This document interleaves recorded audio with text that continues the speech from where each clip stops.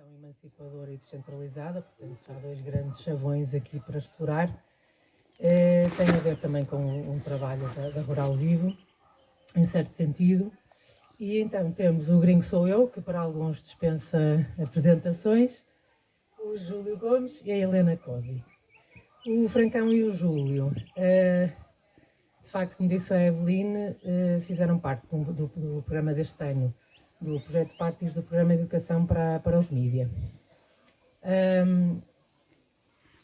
O Francão é músico, é brasileiro, está cá em Portugal há 14 anos e é uma pessoa que em tudo o que faz é um entusiasta da autonomia e do it yourself e da criatividade de cada um e de potenciar o que cada um tem de melhor.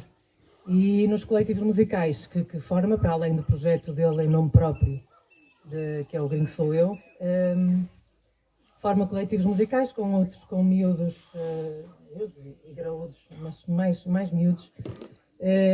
No fundo até vai acompanhando, desde que eles são crianças até a adolescência, não é? Em vários projetos de inclusão pela arte e inclusivamente aqui na Rural Vivo.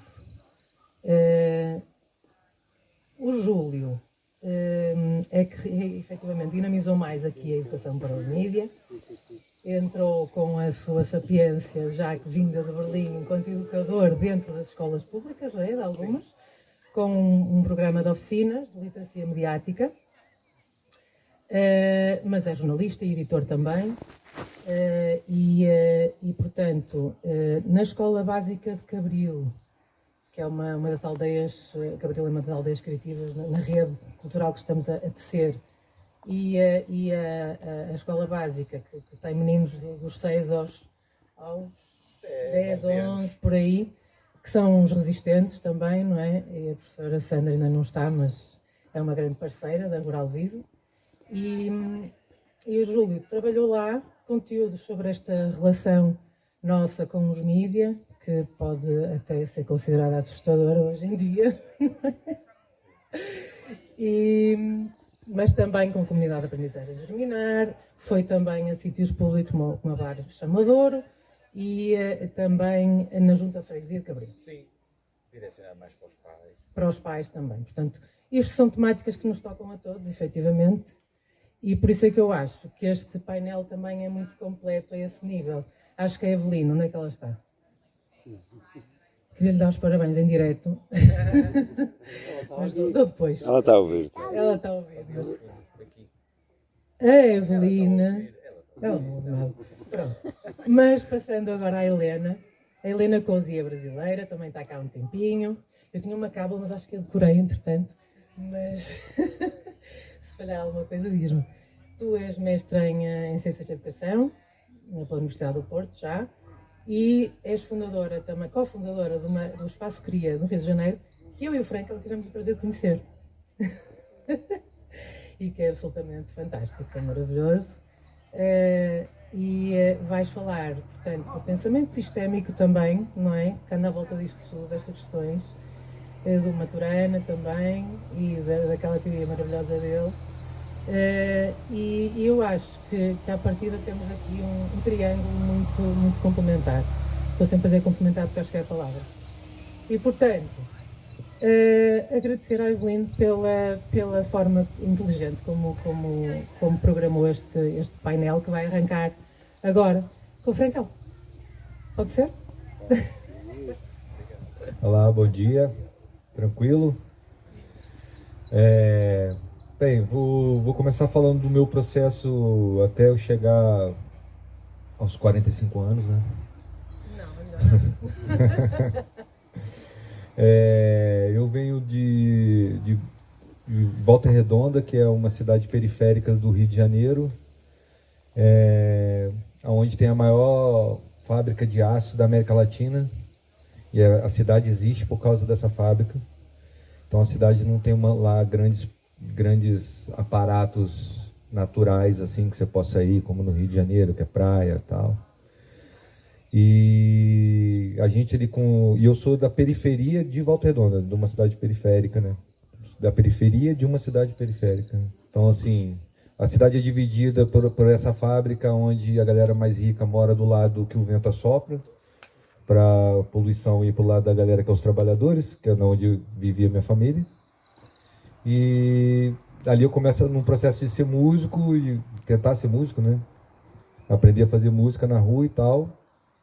E não ter muita oportunidade para tocar. E a gente cria um espaço cultural lá, nosso, nesse bairro periférico. A gente cria esse espaço cultural, onde a gente começa a desenvolver vários projetos. Inicialmente projetos para nós mesmos, né? A gente não tinha oportunidade, então a gente começa a criar projeto para nós, né? E depois isso vai criando uma amplitude. Foi quando eu conheci a Felipa, ela é minha esposa. Quando ela foi lá, a gente já estava trabalhando em 14 favelas e comunidades, e a gente já era um ponto de cultura e tal. Ela chegou e pegou esse processo. Na verdade, esse espaço ele desenvolveu vários tipos de projeto, inclusive o projeto que depois eu venho a desenvolver aqui. Aqui inicialmente era com percussão, mas depois eu começo a fazer um projeto de produção musical e trabalho com a comunidade através de produção e de ser mais independente, né? Que era o grande lance lá nosso, né? Que era tipo, tu produzir todo o processo, né? Desde a criação até gravar e tal, e depois como é que a gente faz para divulgar e todo esse processo. Lá a gente conseguiu fazer uma forma de divulgação muito forte, que foi as nossas festas, né? A gente fazia festa. Aliás, o espaço ele se inicia por causa da festa. E nas festas estava tendo muita gente. Então, assim, a gente tocava nas nossas próprias festas e gerava todo um ciclo em volta daquilo, né? Depois a gente começa a fazer isso com os jovens, com as crianças e tal. Começa as pessoas a chamarem, por que não vem fazer aqui e tal, tal, tal. E a gente começa a fazer nas favelas ali em volta, nas comunidades. E aquilo vai tomando proporções muito maiores, né? Depois vai ficando gigante. Tipo, foi aí que eu conheci ela, que aí eu venho para Portugal e começo a trabalhar nas comunidades ciganas aqui em Portugal. Tem 12 anos que eu trabalho numa comunidade cigana aqui. E aí a importância num trabalho a longo prazo. Hoje esse projeto de 12 anos, ele está num nível muito, muito legal. A gente tem um estúdio comunitário feito pelos próprios miúdos. Os miúdos estão trabalhando dentro do processo do projeto e tudo isso. Eu acho que aqui em Portugal a gente tem uma, já entrando no tema, que é periferia incubadora de projetos, de cultura. Depois eu vou explicar um pouquinho por que esse nome. Mas aqui em Portugal há muitos projetos, agora talvez não, mas muito projeto imediatista, sabe? Onde se está muito mais preocupado com o evento que o projeto vai gerar do que com os miúdos que estão participando do projeto. Depois que apaga a luz, eles voltam à vida deles normal. Você vai lá, faz uma apresentação linda e maravilhosa com o artista famoso, depois a luz se apaga e a vida dele volta ao normal. E isso é muito perigoso.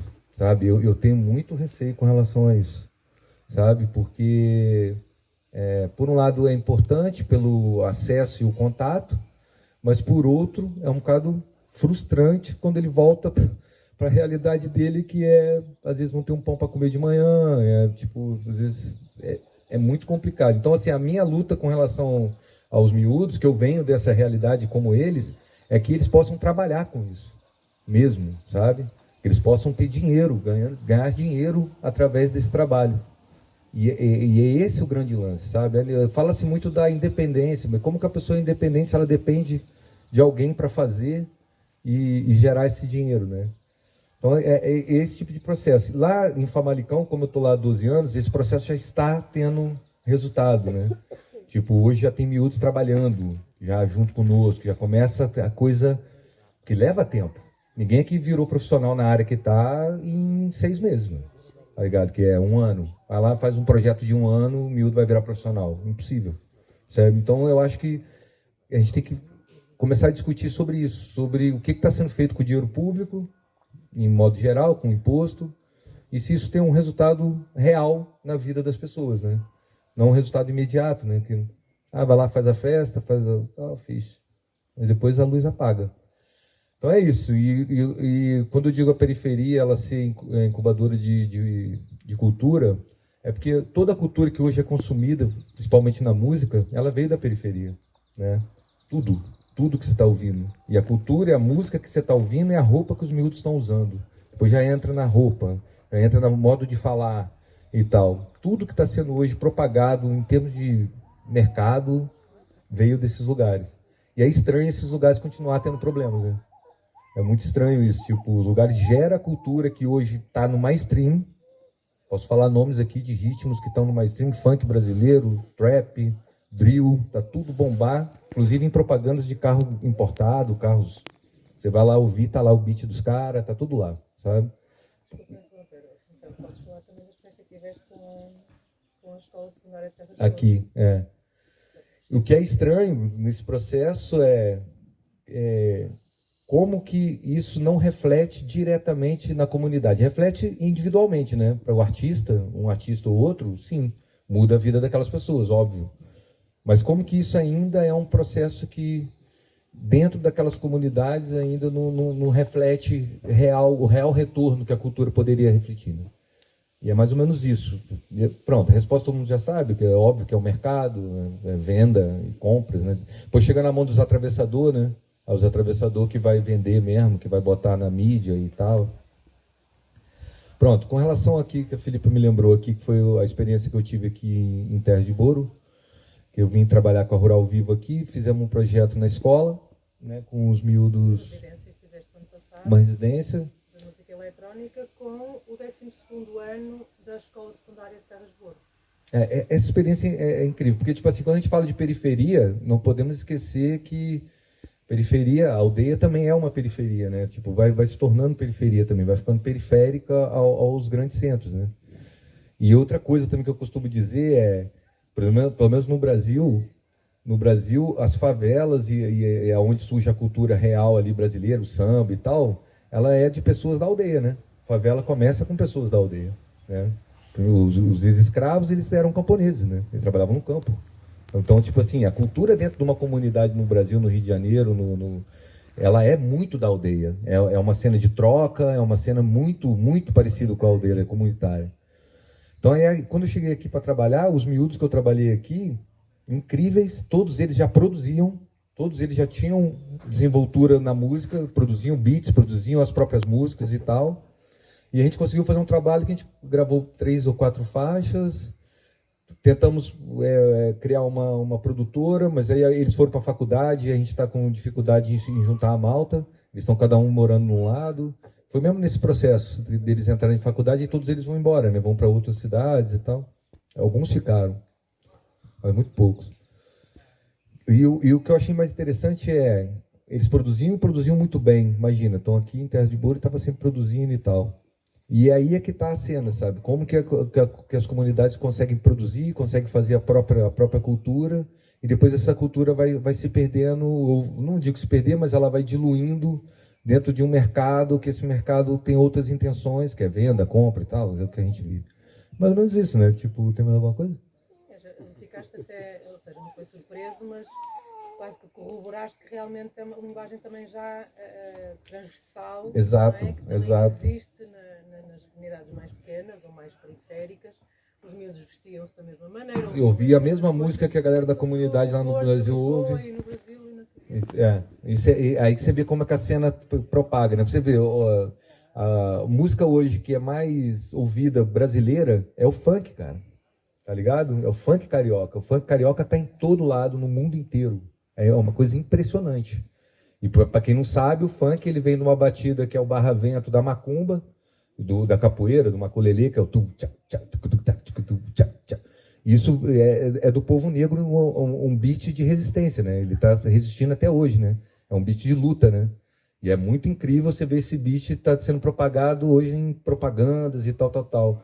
Só que esse tipo de discurso da onde veio o beat, por que esse beat é tocado, tá meio que, né, ali de lado, né? Ninguém fala muito e tal, só acha que é bonito e tal. Mas geralmente é isso que acontece.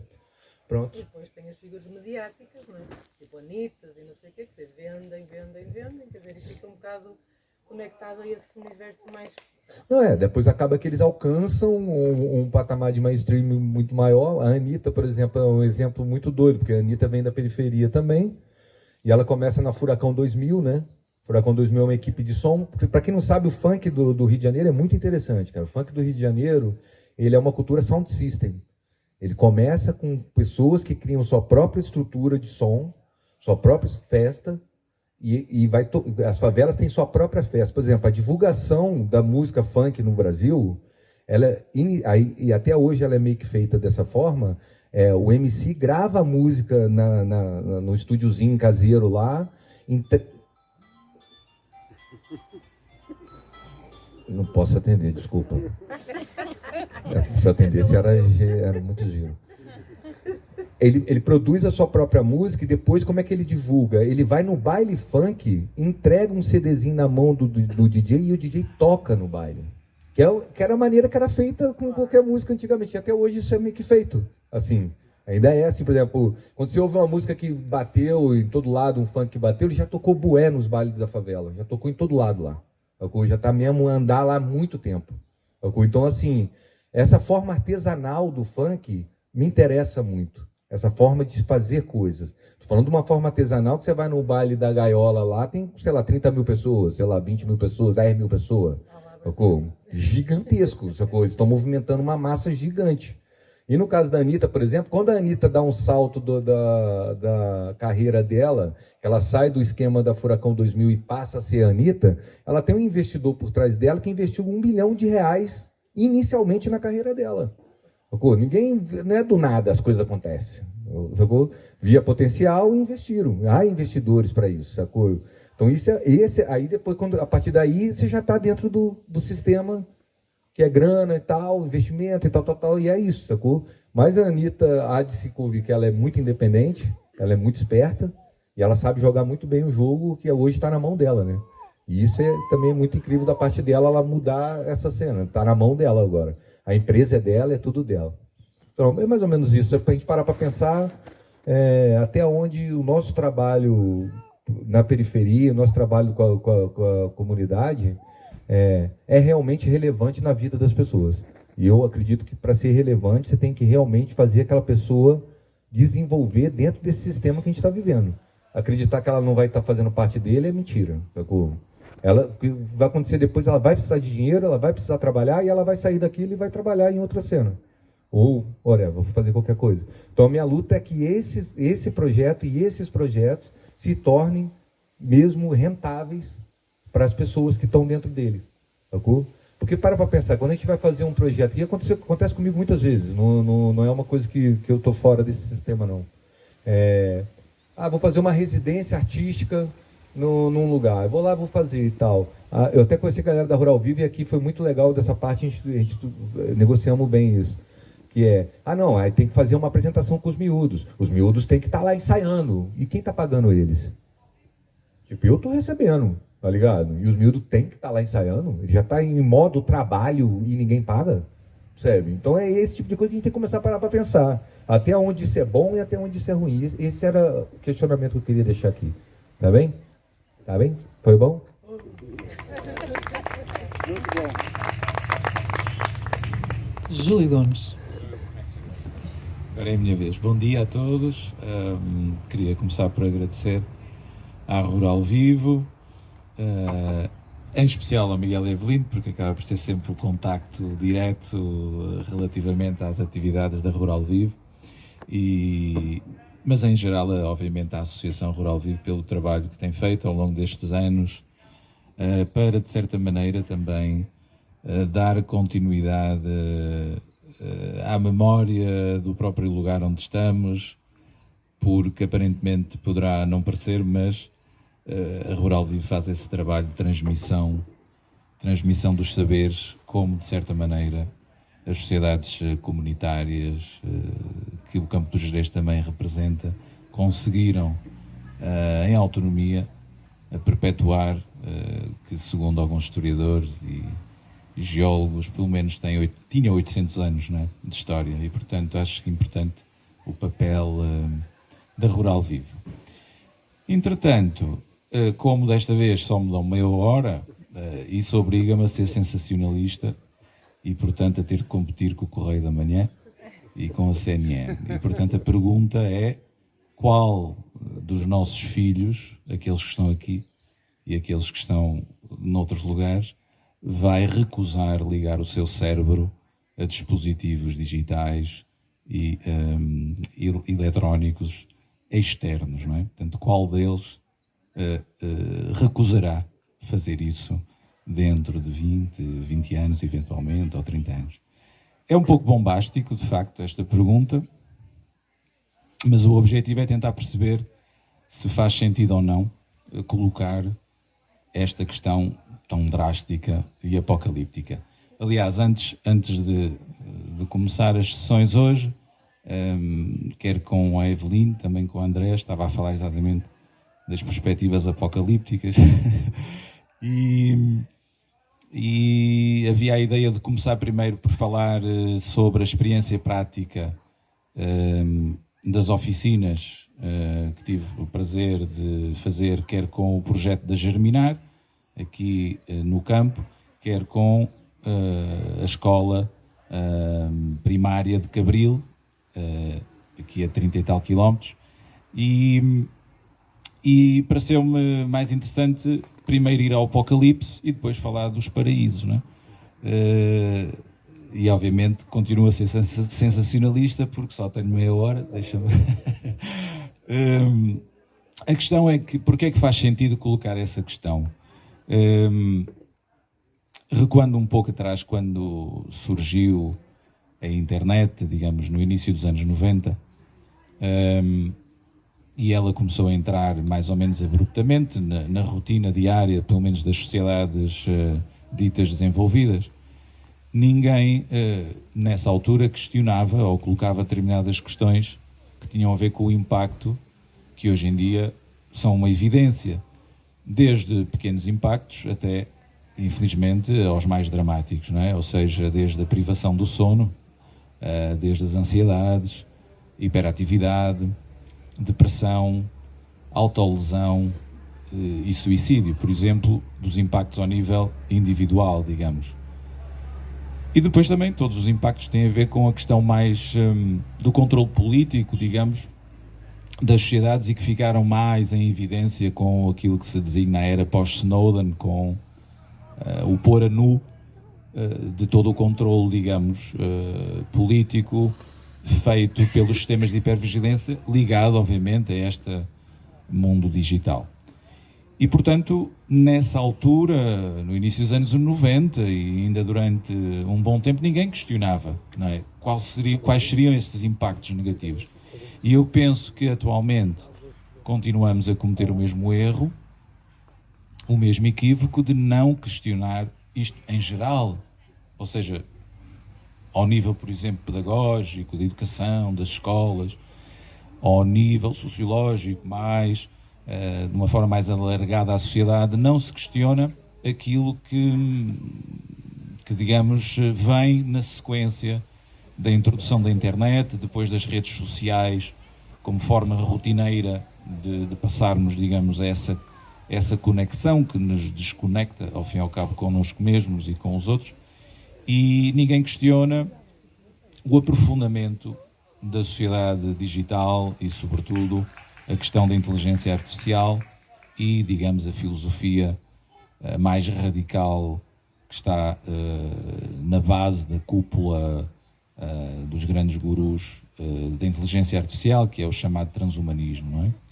E, portanto, nós aí continuamos a cometer esse erro de não colocar questões, de não problematizar o que é que significa, ou o que poderá significar na vida atual e futura, estas questões. Para não me perder, eu penso que também é importante contextualizar que o sucesso, digamos, da entrada da internet, da computarização no dia-a-dia das pessoas acontece ao mesmo tempo num período específico da sociedade, que é, obviamente, da sociedade política, digamos, designada pelo neoliberalismo, ou seja, o neoliberalismo no sentido em que nos últimos 30 anos, e portanto 30, 40 anos, a eficácia, não é,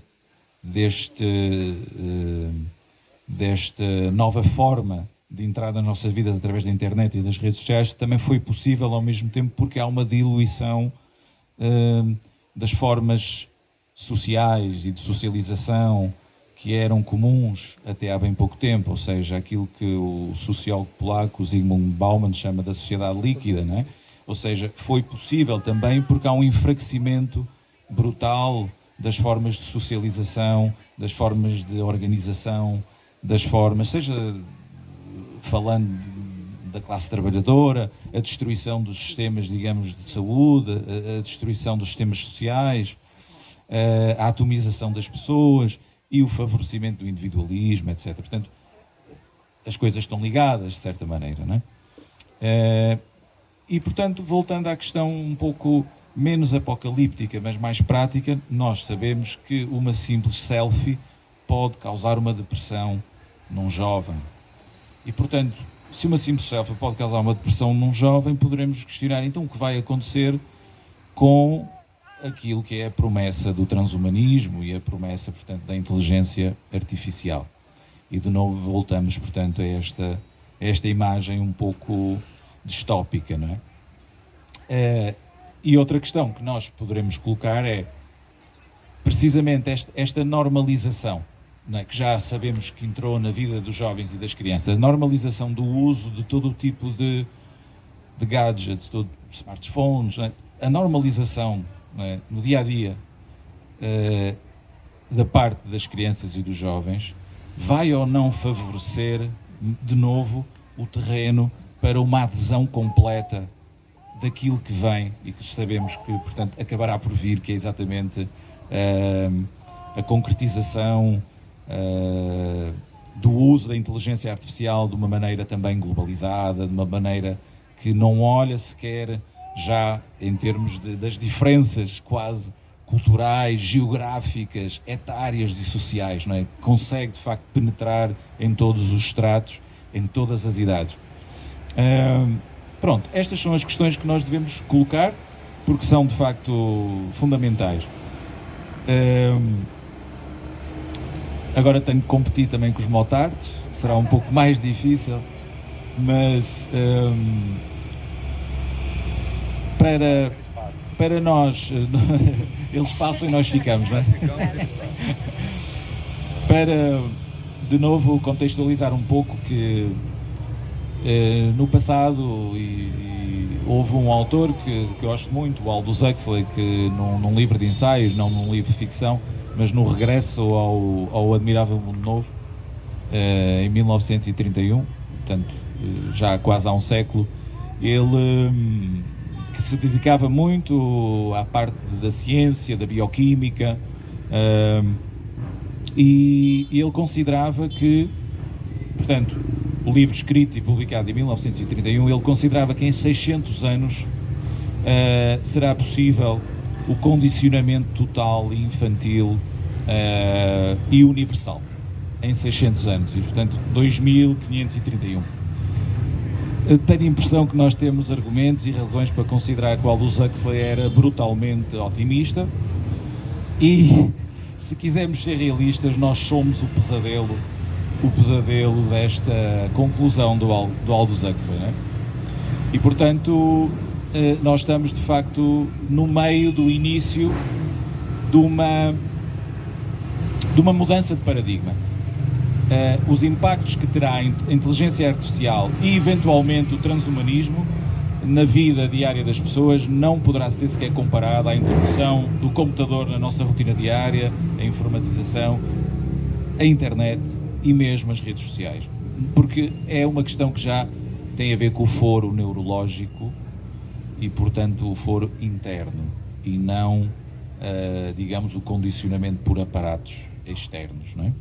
E isso muda de figura. Muda de figura. O que é que eu tenho aqui ainda para dizer?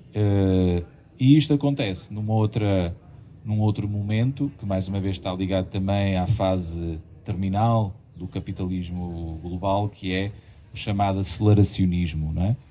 Que é uma tese que tem essa componente mais económica, mas que podemos aplicar muito bem exatamente ao desenvolvimento das novas tecnologias. Esse aceleracionismo, não é? Que é uma espécie de compulsão para acelerar ainda mais, porque tem a ver, obviamente, com a acumulação de meios. ao longo de, poderíamos dizer, 200 anos, mas que se extrapolam nos últimos 40 anos, não é? E, portanto, isso cria de facto um aceleracionismo também ao nível dessa questão das novas tecnologias, da inteligência artificial e, eventualmente, a questão do transhumanismo. Transhumanismo, digamos que a ideia base e mais radical dos transhumanistas é acreditarem na imortalidade física, não é? E, portanto, não vou desenvolver muito, mas a ideia base fundamental, o André poderá depois talvez explicar melhor, mas o conceito e o princípio que os norteia é atingir a imortalidade através de meios artificiais e tecnológicos. Esta questão do aceleracionismo, que tem muito a ver com aquilo que acontece com o uso já apenas das redes sociais, que é a nossa incapacidade humana para processar, para assimilar, para acompanhar todo o tipo de informação, todo o tipo de estímulos a que estamos hoje expostos e forçados quase a estar, não é? E, portanto, o ser humano, digamos, e as suas capacidades neurológicas não estão adaptadas a este ritmo alucinante. E ao não estar adaptadas, o nosso organismo e o corpo responde teoricamente bem, tentando compensar essa nossa incapacidade com a sua forma de segregar hormonas que conseguem ou que pretendem equilibrar essa disfuncionalidade a que estamos sujeitos, mas que depois, obviamente, acaba por ter as consequências negativas do sobrecarregamento, não é? Dessas descargas hormonais que tentam equilibrar, mas que depois são diárias, não é? Porque não é episódios, quer dizer, nós não estamos expostos, digamos, uma vez por mês, estamos ali umas horas seguidas, ou as crianças, não é? Não, é contínuo. E isso tem consequências também ao nível neurológico. Isso está estudado, não é? E já está, digamos que já está cientificamente provado, digamos, há várias equipas transdisciplinares. Eu gosto muito em particular de uma médica, cientista, neurocientista e também psicóloga infantil, a doutora Eleonora Madruga Luzes, e que, baseado em vários estudos também que foram desenvolvidos, sobretudo Japão, Canadá, Estados Unidos também, porque foram aqueles primeiros que estavam, digamos, à cabeça, digamos, da introdução das novas tecnologias, e os estudos delas concluem que, de facto, as crianças até aos 6 anos, portanto, na primeira infância, estando expostas mais de 3 horas a ecrãs, elas vão desenvolver um déficit de segundo grau, não é? Portanto, não é propriamente uma deficiência neurológica, mas é uma disfuncionalidade cognitiva. Portanto, aquilo já está comprovado, não é? E isto até aos 6 anos, não é, de idade. Portanto, a partir daqui há uma outra questão muito interessante que mais uma vez podemos jogar com este contexto em que estamos, deste aceleracionismo, deste ritmo de vida que é neurótico, não é? E a neurose, o que é? A neurose é esta separação entre o nosso desejo e a nossa impossibilidade de existir, não é? É o querer ser e o não viver, não é? E é esta dicotomia que causa também as nossas neuroses, não é? Falando em termos gerais, obviamente. E há uma outra questão muito interessante, uma antropóloga, que agora não me recordo o nome, uma antropóloga americana que fala que pela primeira vez teremos uma geração de crianças que aprende a linguagem com as máquinas e não com a mãe.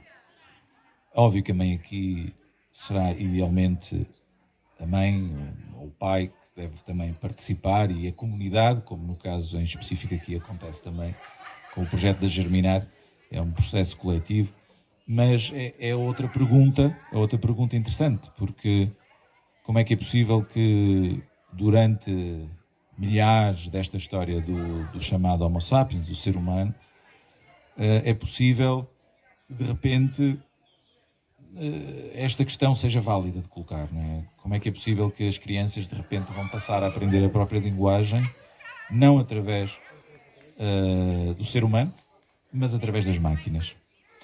E aqui isto levou-me a pensar sobre determinadas questões que nós já vemos hoje em dia, porque, repara, a mãe ou o pai ou quem está a ensinar a linguagem tem sempre uma coisa, que é a falha, pode falhar, não é? E portanto a criança assume, no pior caso e no pior cenário, que há uma questão ética e há depois a questão sensível.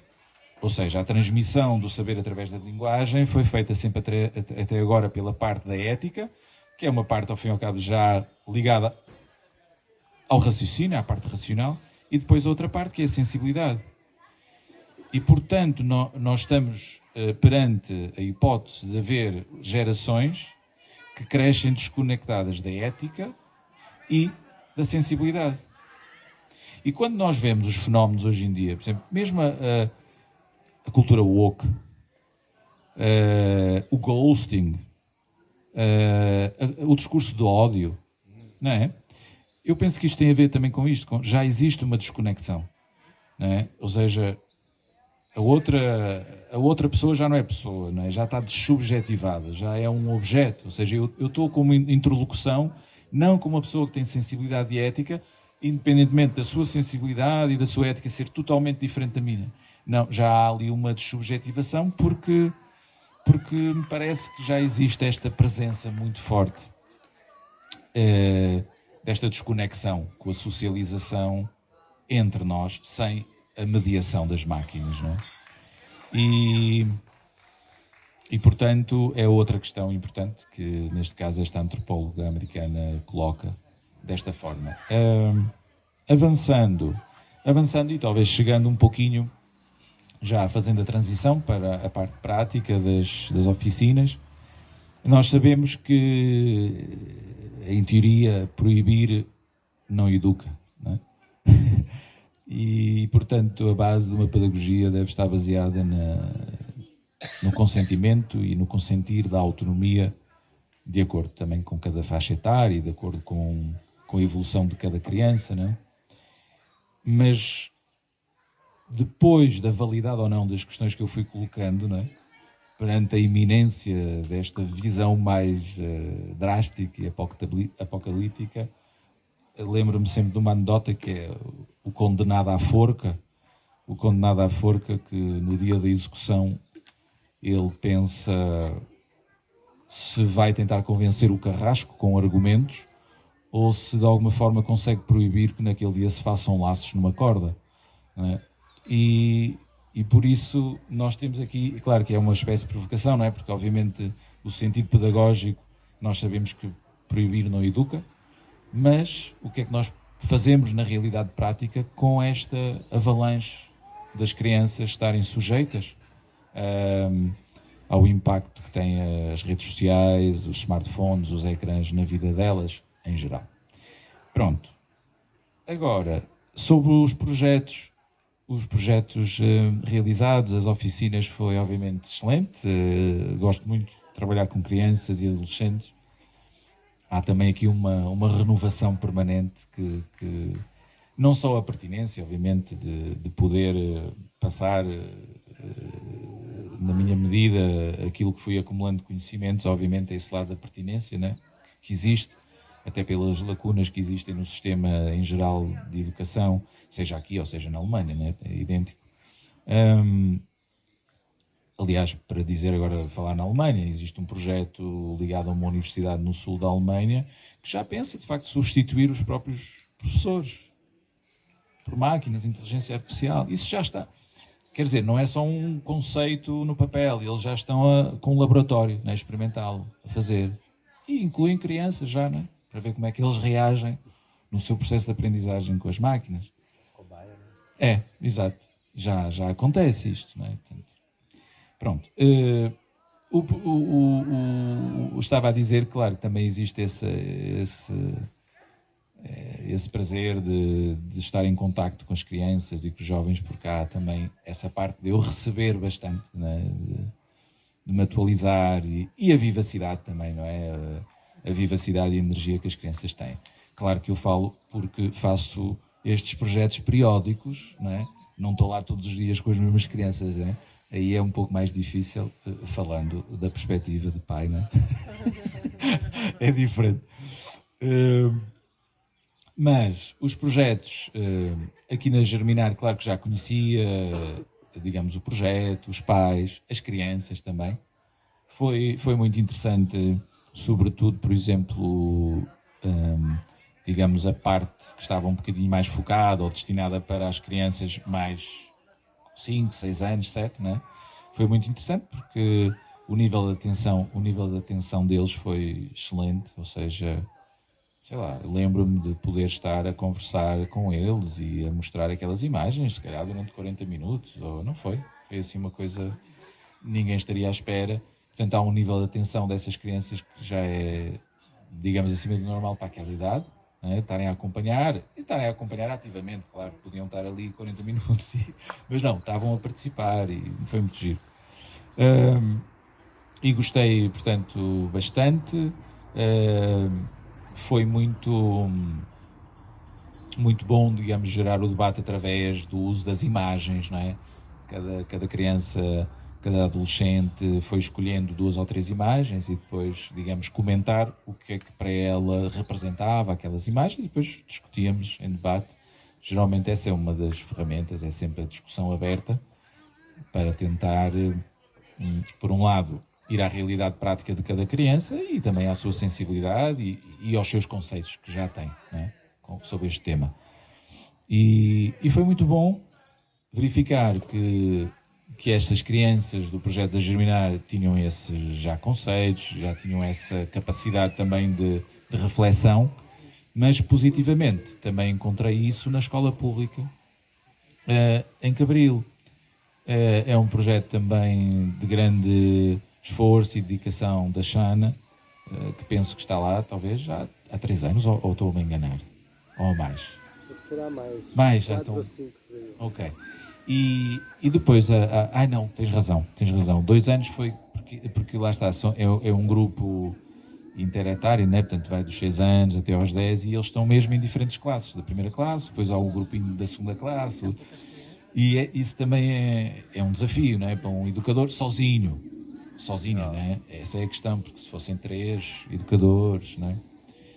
É difícil, de facto, é um desafio e ela é que dizia, houve aqui estes 2 anos em que eu me adaptei e portanto é isso, ela já está há mais anos. Gostei muito, foi espetacular, foi excelente, quer o trabalho dela, quer as crianças, são muito amorosas, muito sensíveis, entre elas também, ou seja, estavam muito bem, isso foi espetacular, ver que entre as próprias crianças de diferentes idades havia uma relação excelente de não tensão, ou seja, elas tratarem-se bem umas às outras. E em particular, sobre a oficina, um dado muito interessante foi houve um intervalo entre o primeiro dia da oficina e o segundo, de 2 semanas.